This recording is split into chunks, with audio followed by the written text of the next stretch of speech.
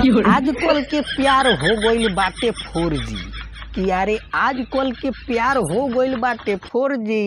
सारा कोनो भरोसा नइखे कि कब दिल ली आ कब धके तोड़ दी। हाँ तो नमस्कार भैया लोग, तो देखो तानी नु है आजकल के प्यार कितना रफ्तार से चलता।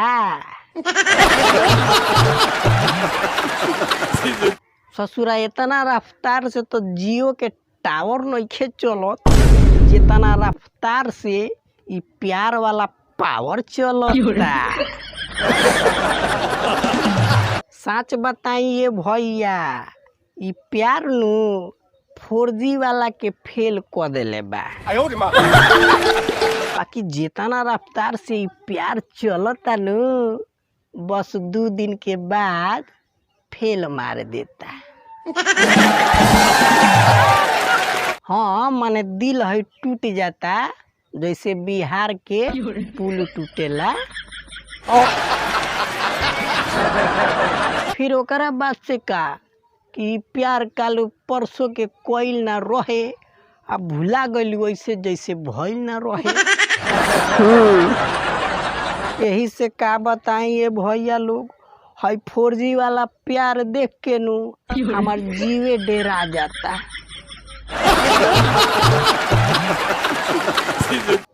का बताई कितना स्पीड से चलता। अरे लड़की दांत चियार के देखलस का कि लड़का लोग फीलिंग में डूब जाता रहलू। एकदम पहले नजर में प्यार हो जाता आ फिर हाल चाल पूछी भाई साहब के पता चलता कि 10-20 हजार उधार हो जाता। काहे से कि प्यार होता नु तो सबसे पहले 84 दिन के रिचार्ज करावे के पड़ता, तब जाके प्यार के गाड़ी आगे बढ़ता। आई 4G वाला प्यार इतना स्पीड से चलता नु कि अभी 81 दिन बाकी रहता तब ओकर दिवालिया निकल जाता।